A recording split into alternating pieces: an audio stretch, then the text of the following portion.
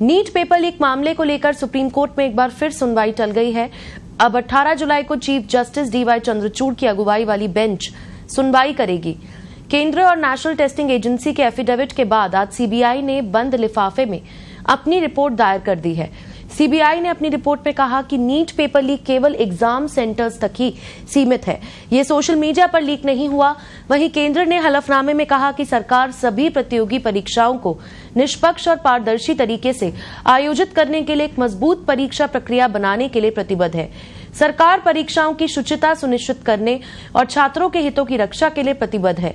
सार्वजनिक परीक्षाओं में पारदर्शिता, निष्पक्षता और विश्वसनीयता सुनिश्चित करने के लिए संसद ने सार्वजनिक परीक्षा अनुचित साधनों की रोकथाम अधिनियम 2024 लागू किया है। बता दें कि नीट यूजी पेपर लीक और गड़बड़ी मामले में केंद्रीय जांच एजेंसी सीबीआई ने बिहार से 2 और गिरफ्तारियां की है। नीट कैंडिडेट सनी कुमार और एक अन्य नीट कैंडिडेट के पिता को पटना से गिरफ्तार किया गया है। बताया जा रहा है कि रंजीत ने अपने नीट परीक्षा के लिए अपने बेटे की सेटिंग कराई थी।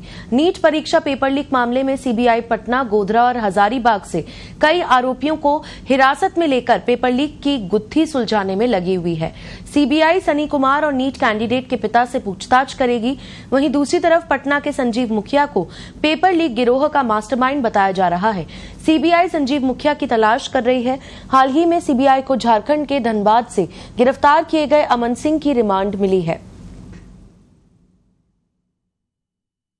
कि आज लंच के बाद में जो बेंच थी वो अवेलेबल नहीं थी, तो कोर्ट ने इसको कल के लिए प्रपोज करा। फाइनली सॉलिसिटर जनरल मंडे और ट्यूसडे अवेलेबल नहीं थे, तो मैटर वेडनेसडे को वेकेशन होने की वजह से अब थर्सडे को सुना जाएगा।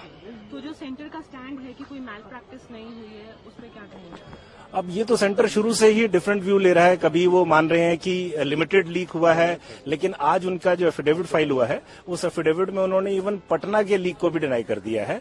तो पटना में भी उनके हिसाब से पटना, सवाई माधोपुर कहीं भी कोई किसी किस्म का कोई लीक नहीं। को आज लंच के बाद नहीं बैठना था, उसके बाद उनने पहले कल की तारीख दी और उसके बाद ये 18 तारीख दे दी गई। तो मुझे लगता है कि इसमें एक पॉजिटिव भी है कि एनटीए और सरकार ने जो हलफनामा दिया है वो अब हमारे वकील उसको स्टडी करेंगे, क्योंकि एनटीए ने अपने हलफनामे में पूरे झूठ भर भर के लिखे हैं।